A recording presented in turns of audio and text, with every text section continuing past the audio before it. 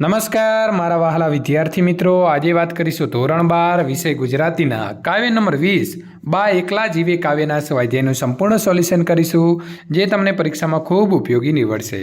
આ જવાબો તમે ગુજરાતીની નોટબુકમાં પણ લખી શકો છો. મિત્રો, આપણી ચેનલમાં તમામ વિષયના સ્વાધ્યાય સોલ્યુશન સાથે મૂકવામાં આવે છે.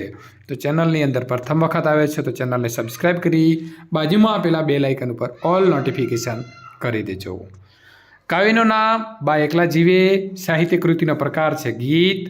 કવિ છે મુકેશ જોશી. હવે વાત કરીશું સ્વાધ્યાયના પ્રશ્ન નંબર 1ની. નીચેના પ્રશ્નોના એક એક વાક્યમાં ઉત્તર લખો. બા શા માટે એકલા પડી ગયા છે? બાના પતિનું અવસાન થયું છે અને પોતાના સંતાનો દૂર શહેરમાં વસે છે, તેથી બા એકલા પડી ગયા છે. પ્રશ્ન નંબર 2. બાનું હેત એટલે કે વહાલ કેવું છે? બાનું હેત એટલે કે વહાલ રસગુલ્લાની ચાસણી જેવું મીઠું છે. પ્રશ્ન નંબર 3. બા એકલા જીવે કાવ્યમાં બાની કઈ સમસ્યા વિશે વાત કરવામાં આવી છે? બા એકલા જીવે કાવ્યમાં બાની વર્ષોની એકલતાની સમસ્યાની વાત કરવામાં આવી છે. પ્રશ્ન નંબર 4. સુખનો હિંચકો કોણ ખાઈ રહ્યો છે? ભાઈ બહેન સાથે સુખનો હિંચકો ખાઈ રહ્યા છે. પ્રશ્ન નંબર 5. સુખડી બનાવી કોણ ખવડાવે છે? સુખડી બનાવી બા ખવડાવે છે. પ્રશ્ન નંબર 6. ઘરમાં કોણ પહેરો ભરે છે? ઘરમાં સૂનકાર અને સન્નાટો પહેરો ભરે છે.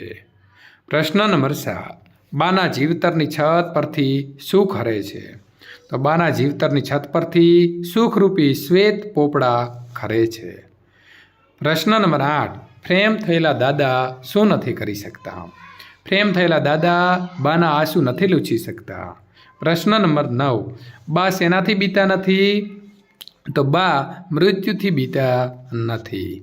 પ્રશ્ન નંબર 2. નીચેના પ્રશ્નોના 2-3 વાક્યમાં ઉત્તર લખો. પ્રશ્ન નંબર 1. બા આખા કુટુંબનો ખ્યાલ કેવી રીતે રાખતા? બા આખા કુટુંબના તમામ સભ્યોને ખૂબ વહાલ કરતા. બા સૌને સુખડીમાં ઘી રેડીને ખવડાવતા. તેઓ સંતાનોને પગભર ઊભા રહેવાનું બળ આપતા. જીવનમાં પગભર ઊભા કેમ રહેવાય, સ્વાવલંબી કેમ બનાય એ શીખવાડતા. પ્રશ્ન નંબર 2. કાળરૂપી કુહાડીએ કેવી પરિસ્થિતિ સર્જી દીધી છે? તો કાળરૂપી કુહાડીએ વેકેશન રૂપી ઝાડને કાપી નાખ્યું. વેકેશન પૂરું થતાં જ સંતાનો ફરી પોતાના શહેર રવાના થયા. આથી ઘરમાં સૂનકાર અને સન્નાટો છવાઈ ગયો. હવે સૂનકાર અને સન્નાટાઓ ઘરમાં જાણે પહેરો ભરી રહ્યા છે, જેથી ફરીથી કોઈ બાળકરૂપી પંખી બાના લાડપમમાં આવી ન શકે. પ્રશ્ન નંબર 3. નીચેના પ્રશ્નોના સવિસ્તાર ઉત્તર લખો.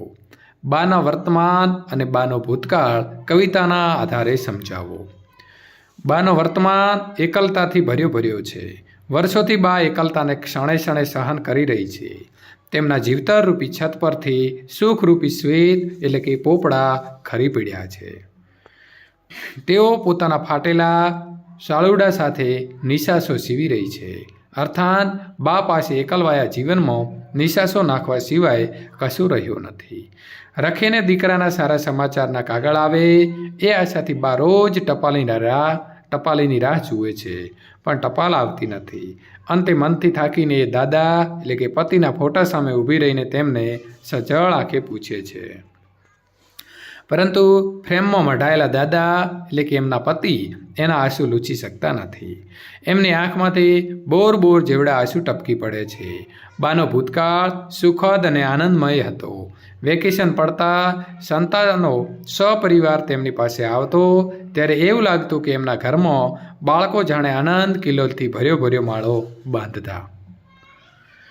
આ નાના બાળકો ઘરમાં દોડાદોડી કરતા, સંતા કુકડી રમતા અને સૌ પકડાઈ જતા. બા પણ એમના પર રસગુલ્લાની ચાસણી જેવું વહાલ વરસાવતી હતી. સુખડીમાં ઘી રેડીને તેમને ખવડાવતી. ભાઈ બહેન સાથે બેસીને સુખનો હિંચકો ખાતા. બા સૌને જીવનો પગભર થવાનો બળ આપતી. આમ એમના ઘરમાં જાણે સુખનો સૂરજ છાનોમાનો આવી બાના ઘરમાં સંતાનરૂપી દીવાને પ્રજ્વાળતો હતો. પ્રશ્ન નંબર 2. બાની વેદના તમારા શબ્દોમાં લખો.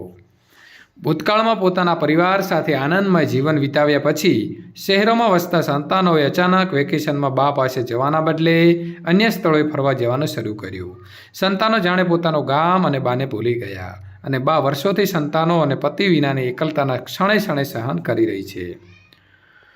એના ઘરમાં હવે કોઈ સંતાન કે તેના બાળકો નહીં આવે એની વ્યથા તેને મૂંઝાવે છે. એના ઘરમાં સુનકાર અને સન્નાટો છવાઈ ગયા છે. બાએ સૌના સ્વપ્નો સાકાર કર્યા, પણ આજે બાના સ્વપ્નો સાકાર કરવાની કોઈને પડી નથી. તેમના જીવતરરૂપી છત પરથી સુખરૂપી શ્વેત એટલે કે પોપડા ખરી પડ્યા છે. તેઓ પોતાના ફાટેલા સાલુડાને જાણે નિશાસાથી સીવી રહી છે. અર્થાત બા પાસે એકલવાયા જીવનમાં નિશાસા નાખવા સિવાય કશું રહ્યું નથી.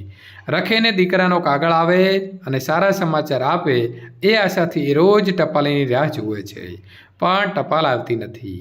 અંતે મનથી ભાગી પડેલી એ દાદા એટલે કે પતિના ફોટા સામે ઊભી રહીને તેમને સજળ આંખે પૂછે છે, પરંતુ ફ્રેમમાં મઢાયેલા દાદા એટલે કે પતિ એના આંસુ લૂછી શકતા નથી. બાની આંખમાંથી બોર બોર જેવડા આંસુ ટપકી પડે છે. વિદ્યાર્થી મિત્રો, અહીં સંપૂર્ણ કાવ્યનું સોલ્યુશન પૂર્ણ થાય છે. આ પ્રકારના સોલ્યુશનો મેળવવા માટે આપેલી એન્ડ સ્ક્રીન ઉપર ક્લિક કરી અને મેળવી શકો છો.